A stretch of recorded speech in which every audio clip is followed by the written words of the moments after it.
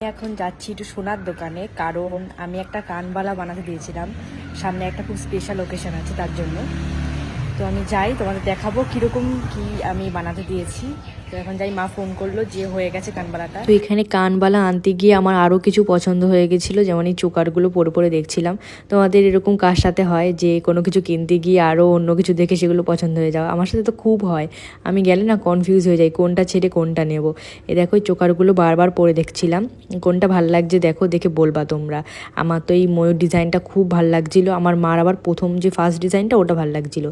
আর এখানে দেখো আমাকে সব কটা চোকার পরিয়ে পরিয়ে দেখাচ্ছিল, বলছিল তোমাকে সব কটাতেই ভাল লাগছে, সব কটা নিয়ে নাও, তোমরাই বলো কোন ডিজাইনটা ভাল লাগছে। আর আমার মা এখানে বলছিল যে এই ছোট ছোট চোকার নিয়ে লাভ নেই, সামনে যেহেতু একটা ভালো অকেশন, একটু ভালো দেখে বড় নেকলেস বানাবো। আর আমার তো এরকম সিম্পল চোকারই ভাল লাগে।